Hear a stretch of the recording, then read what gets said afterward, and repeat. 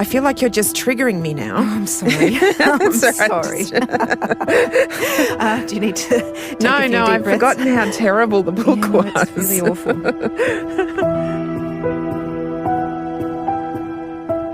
I've just read a passage from the book Mutant Message Down Under to Australian academic, writer and Indigenous rights advocate Larissa Behrendt. The book was by the American New Age author Marlo Morgan, and it documented her walk across the Australian desert with an Indigenous tribe. Self-published copies came out in the early 1990s. And even though we're laughing about the book, our warning, we are going to be talking about some of the degrading mistruths about Indigenous Australians that this book, Mutant Message Down Under, exploited. What shocked me was that I grew up through a time when Aboriginal people were demonised as savages, and this was really the first encounter I had with the noble savage trope, the Aboriginal being equated with the environment. If the Aborigine is sick, the environment is sick, and the idea that there are these white saviours who have this role in terms of saving us and saving the planet. It was the first encounter I had with that kind of narrative. I'm Sarah Lestrange, and this is Fakes and Frauds, the book scandals that rocked Australia. And in this episode, I'm taking you on a deep dive into Mutant Message Down Under by Marlo Morgan. Now, this story is also about the Australian Indigenous activists who campaigned against the lies it told. My name is Robert Egginton. I'm the director of the Dumbartung Aboriginal Corporation in Perth, Western Australia, and I've been the coordinator of Dumbartung for the past 34 years. Robert Egginton is a Noongar elder. Noongar is the name for the Indigenous people of the southwest of Western Australia. Robert was first given a copy of this book by a friend as he was leaving the United States to come back to Australia. At the airport, as I was leaving Los Angeles, and I was heavy laden, I say in some of the reports I've written, I had suitcases in both hands, a didgeridoo under my arm, and the only way I could actually take the book was to lift up, my armpit, and I told her to put the book under my arm. Robert was warned that he would find the contents of the book disturbing, but that he also needed to read it and formulate an Aboriginal response. The 17-hour-long plane trip from LA to Perth gave him ample time to read it. I read the book right through, from cover to cover.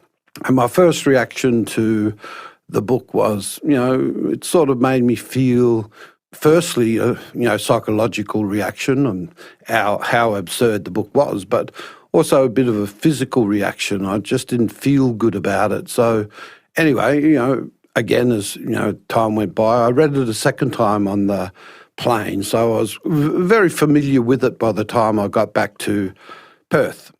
Robert's first encounter with Mutant Message Down Under was in 1994, just a few years after the book was self-published and had already amassed a large readership. This book would shape the next 4 years of Robert's life. For all her publishing success, not a lot is known about the private life of the book's American author, Marlo Morgan. So what we do know about Marlo Morgan is that she comes from a place called Lee's Summit, Missouri, and that's made clear in all of the self-published versions of her book. In fact, it includes a PO box and a phone number to contact her. So she appears to have been a white, middle-aged, divorced woman who claims to be an allied healthcare professional. I am average, typical, run-of-the-mill, normal, Midwestern female.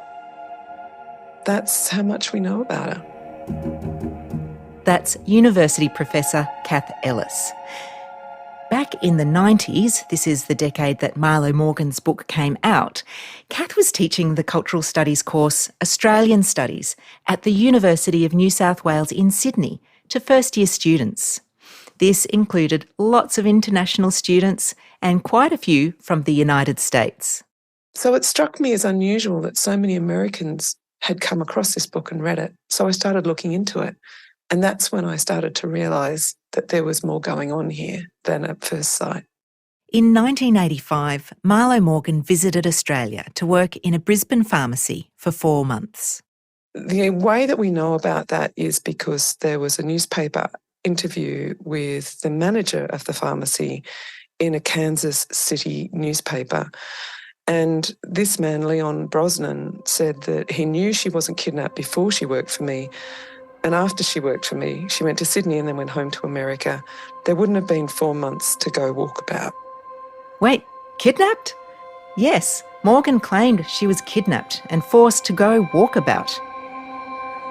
I will come back to that, but we need to know how the book came about. When she'd returned from Australia to the US, she was making money by doing network marketing for a company called Melaleuca Inc. And we know Melaleuca is tea tree oil. So she was selling these products a bit like, how kitchen storage containers are sold and cosmetics and cleaning products are sold, by having parties at people's houses. And she claimed that some of the products that she was selling, tea tree oil ointments, had been used to heal cuts that she'd received to her feet when walking across the desert of Australia, and particularly on the spiny spinifex grass of Australia. People became interested in, how did she come to be walking across the desert and cut her feet? And she started to construct this story of having been forced to go walkabout across the country. Before long, people started requesting that she turn this story she was telling into a written version. That's where the typed up, paper, stapled together version came from. Then she started giving this away as a sort of value add for her selling. And eventually she started to realise that the book became more popular than the products she was selling. That's when she realised she was onto something, that she had a publishing hit on her hands.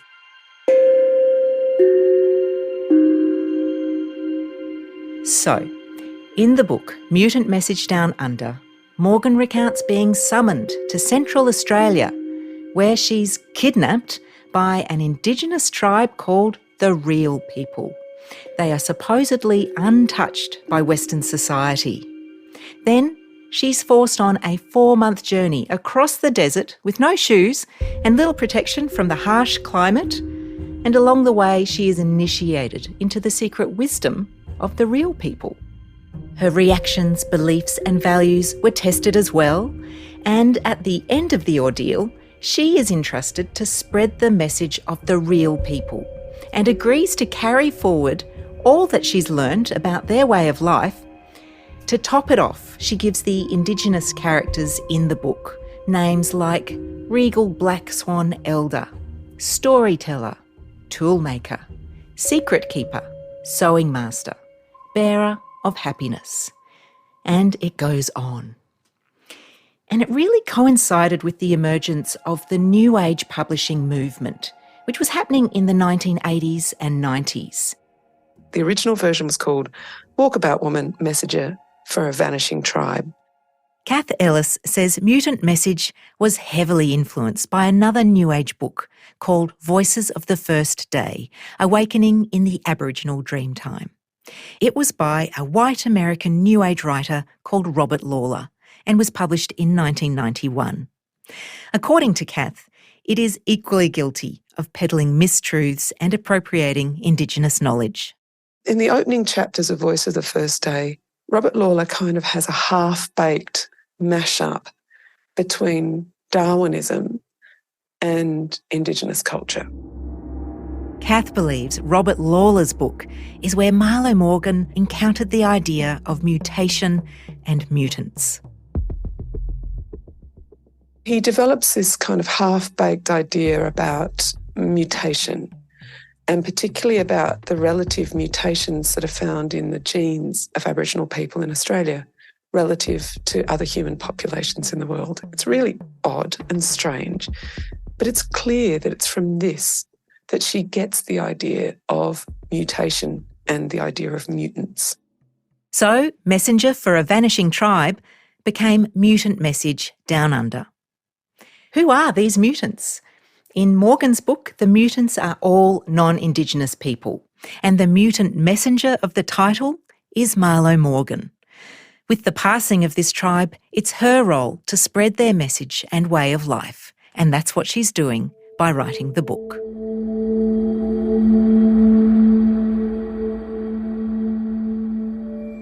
The underground success of the self-published book was getting the attention of traditional publishers. And in 1994, Morgan signed a lucrative deal with HarperCollins. Now, HarperCollins' website still lists the book, so let's look it up. Mutant Message Down Under. The book description says that Mutant Message was a New York Times bestseller for 31 weeks and was published in 24 countries. This was no fringe publication. And other than better production values and a glossy book cover, the HarperCollins version is different from Morgan's self-published copies in one crucial way. It was marketed as fiction. While it's sold as a work of fiction, the first thing you read in the preface is in fact that it is true. And this is where I argue the work of fiction begins. That she's actually constructing a fiction that it's non-fiction. What she says is this was written after the fact and inspired by actual experience. It's sold as a novel to protect the small tribe of Aborigines from legal involvement. So from that point on, even though it's sold as fiction, she encourages her readers to think of it as true. I certainly recall going to a museum in France and looking in the bookstore and looking in the Australian Aboriginal section, and the only book in that section that was about Australian Aboriginal culture was a French translation of Marlo Morgan's Mutant Message Down Under. And this is really the big problem with this book. It's not that it was sold as fiction, but that it was read and accepted as non-fiction, even in museums where that kind of scrutiny should have taken place and where people ought to know better.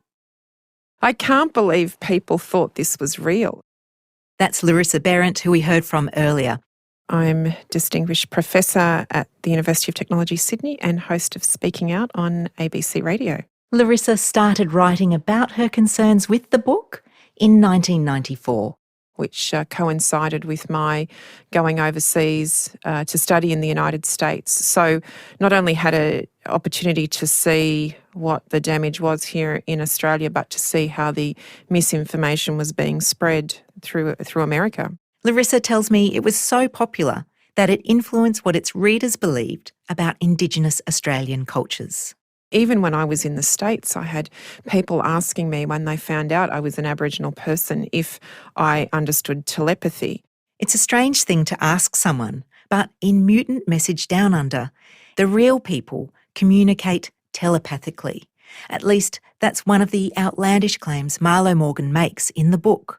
Adding to that, an even bigger crime she commits is she basically then says, well, if you're not telepathic, you're not a real Aborigine. And she has placed herself in the position of being the arbiter of who that is by coming up with these fictitious characteristics like telepathy. Along with claims of telepathy, Morgan also made claims about cannibalism and suggested that the real people were willingly dying out. These people take their own life. They believe that you chose when you would be born, and it's only right that you choose when you should go. They do not believe to die by a disease or to die by an accident is a natural form of death.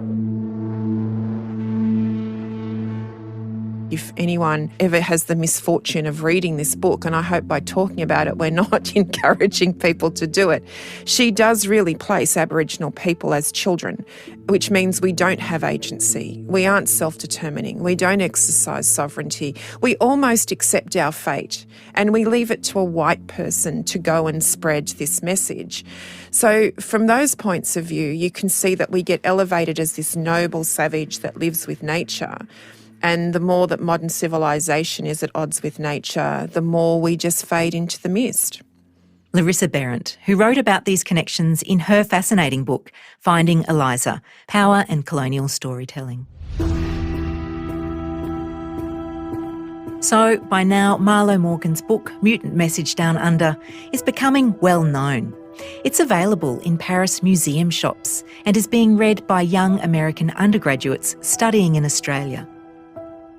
Its appeal is obvious to those hungry for a spiritual awakening, because it promises to let you in on traditional Indigenous knowledge. It is the new darling in a conveyor belt of New Age books purporting a new spiritualism. But with its increased popularity came increased interest from the press in the author and the claims she was making. And that's where our story turns now. Now, she'd been very elusive to other journalists, especially Australian journalists who've tried to talk to her. Around the time that Mutant Message Down Under was signed on to HarperCollins, former literary editor of the Sydney Morning Herald newspaper, Susan Wyndham, had a chance to meet Morgan in the US. Susan was then the New York correspondent for the Australian newspaper, which was of course owned by the media giant Rupert Murdoch, who also owned HarperCollins, the publisher of Mutant Message Down Under. We thought we should look into it. And she was coming to New York to give some talks, a lecture, and she was doing a huge publicity tour for the book, which was already out in America. And so I met her one evening before one of her talks. She was very disarming. I mean, I start my story in the magazine, which was published in October 1994, by saying that I was fixated on a little sticking plaster on her nose. And she claimed that this was the result of skin cancers that she'd developed from being repeatedly and severely sunburned while she was walking across the desert of Central Australia with the real people, this Aboriginal tribe that she claimed to have spent time with. And she was so seemingly believing in her story. It was very, very perplexing. I mean, obviously, the story read like fantasy, and I went on to talk to many people who had very negative opinions of both the book and of their dealings with her. But sitting there talking to her, I just wanted to get her story. It was impossible to get her to retract anything, to admit that she'd made anything up. She was living in this kind of delusion, I suppose, which she wanted to believe. Susan Wyndham reported that Marlo Morgan was accused of plagiarism, and also that Morgan promised sizable donations to Indigenous organisations that never materialised.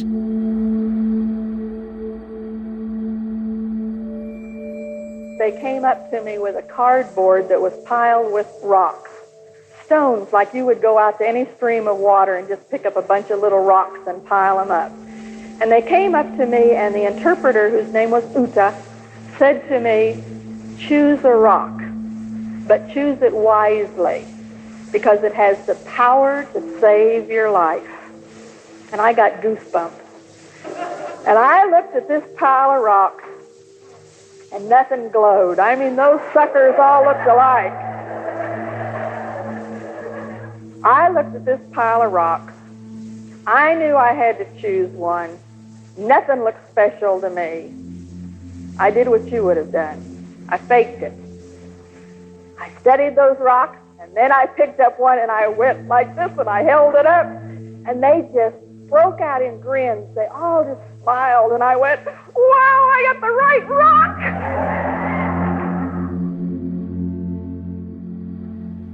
You can hear that the audience is lapping up everything that Marlo Morgan is saying in this recording on her lecture tour. When Susan Wyndham attended Marlo Morgan's lecture in New York, Morgan retold her story of travelling from the US to Brisbane, Australia, and to the Australian desert. She did it as a kind of performance, and she told jokey kind of anecdotes about herself, about the trouble she had eating worms, which I presume were witchetty grubs, and it was pure fantasy. But she told it in a very entertaining way, and people laughed and clapped, and there was a lot of support for her story among this American audience. And that's the danger, because they knew nothing really, most of them, and they were going to absorb and believe what she was telling them, even though it was now labelled fiction. But she still said, this is based on what really happened to me. Marlo Morgan was a spinner of lies and untruths. She claimed to have knowledge that wasn't hers to share, and experience where there was none. Earlier, we met Robert Eggington from the Dumbartung Aboriginal Corporation in Perth. It was 1994 and he had a copy of Mutant Message Down Under in his hands as he boarded a plane from the US to Australia. It was a long flight and he read the book cover to cover. He was fired up and he decided to act. But Robert wasn't going to do it alone. He summoned a group of Indigenous elders and asked them to travel across Australia with him. And talk to as many Aboriginal groups in the central desert area right through to Adelaide and Broome. A series of meetings in Aboriginal communities over the coming weeks will discuss issues surrounding a book on Aboriginal culture by American author Marlo Morgan. Just to verify and make sure, although of course we already knew, whether any Aboriginal group had come across her, saw her, or could give her any validation at all. And of course we didn't find any, which I knew was going to be the outcome. But I just wanted to be sure, Sarah, that this campaign was to be run with all the right protocols and all the right discussion and unify our populations as Aboriginal people and communities right across this country before we took it to an international level. For Robert Eggington and the group, it wasn't just that the whole story was implausible. At issue was the misuse of cultural knowledge. This is the late Noongar elder, Andy Nebro, on the ABC in 1995. She wouldn't be able to pass through that territory with the elder men and the women letting her through there. Because different areas, zones are owned by different elders. And no way we ourselves, as Australian people, would cross another territory without consulting the elders. The elders would have known if Morgan had come on to their country. But that never happened. No one saw her, no one welcomed her. Robert and the Indigenous delegates spent 2 years, yes, 2 whole years travelling through Central and Western Australia. But no one had ever heard of or come across her or this tribe, which Morgan called the real people. The next step in the Indigenous campaign to discredit the book was a trip to the United States, to Hollywood, and Robert and the delegates left on the 26th of January in 1996. Australia Day, the official national day of Australia, marking the landing of the First Fleet to the Australian shores in 1788, but also known as Invasion Day, a day of mourning marking the British occupation of First Nations peoples' land. The symbolism of this date was not lost on anyone. I remember clearly being on the, was then a Jumbo 747, I think, and the captain coming through the intercom on the 26th of January and giving reference to the elders and, the campaign and wishing the elders all the fortunes in seeking the outcome in which they were going to America to address, which was the exploitation of our culture. The first stop on the campaign tour was to address the media in Hollywood.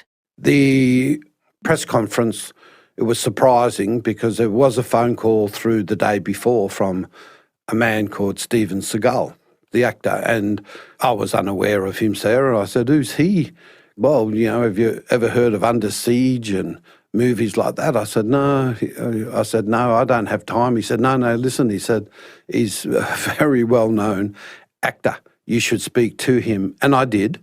And then before we knew it, there were limousines and there were, pickups of the elders and off to, basketball games and into the House of Blues and a whole lot of things.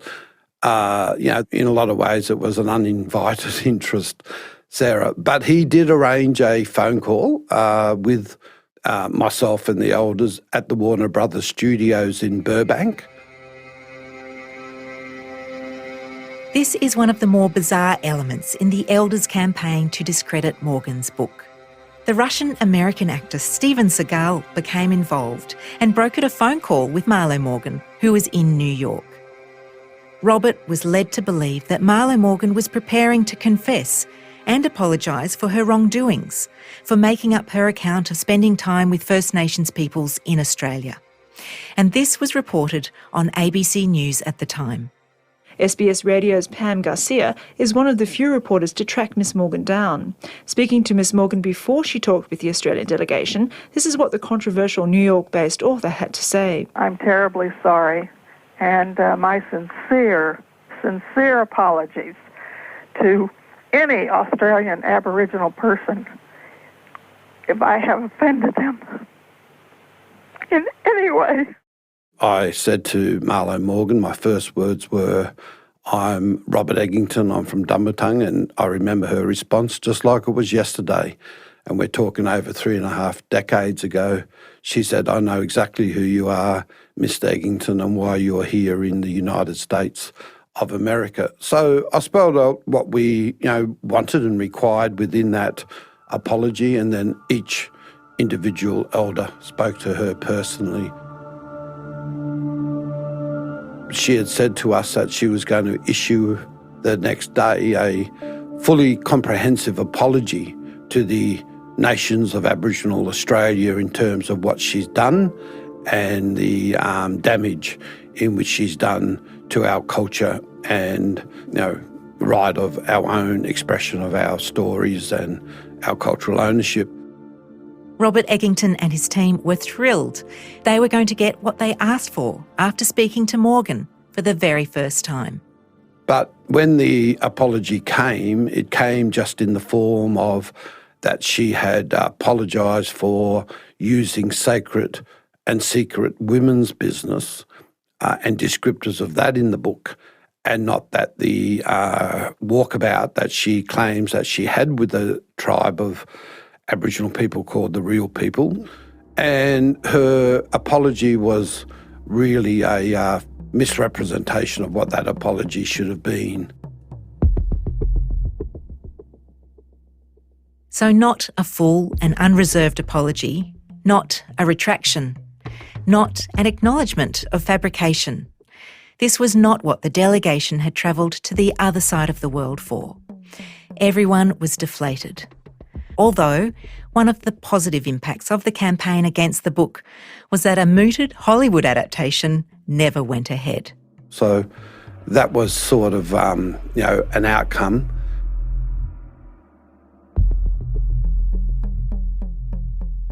After the disappointing non-apology, Robert redirected his efforts to educating readers about this book. And from that, he believes there was positive change. The Dumbarton Aboriginal Corporation published 3 reports documenting the campaign, which you can find on their website.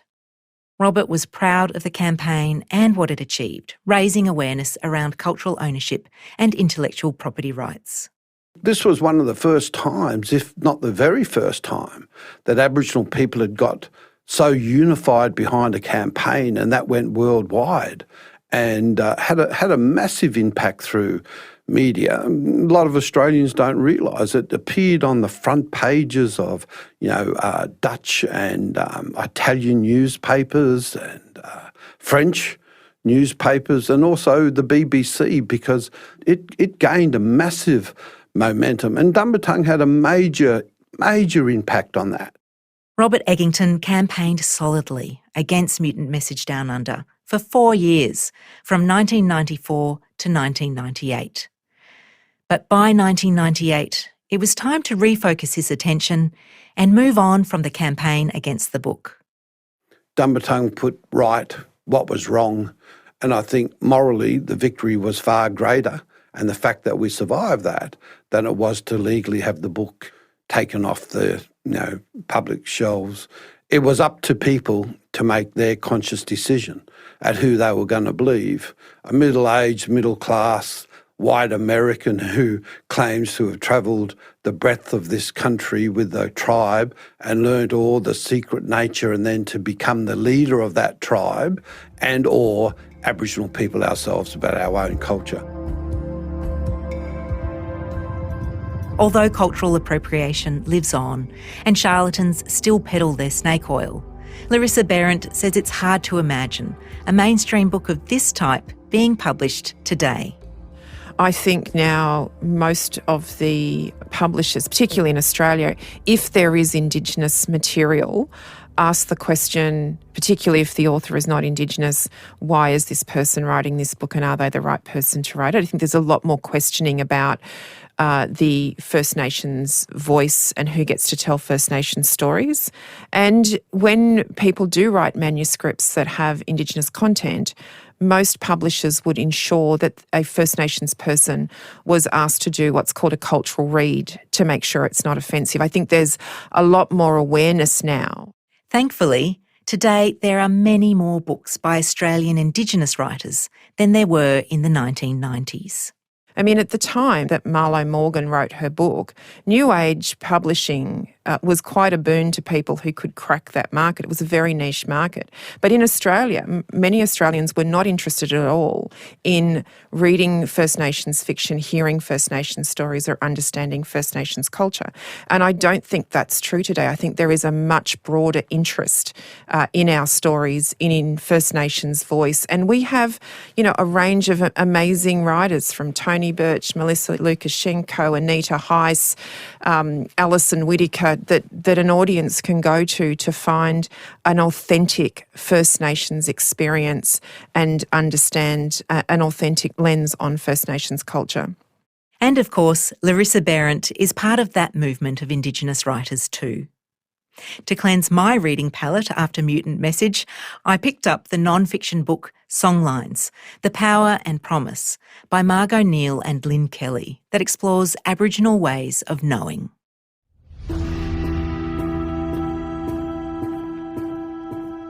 Where is Marlo Morgan today? After the success of Mutant Message Down Under, she published another book, Message from Forever. It's about the spiritual journey of Aboriginal twins, but it was never as popular as her first blockbuster, which made millions and which you can still buy to this day.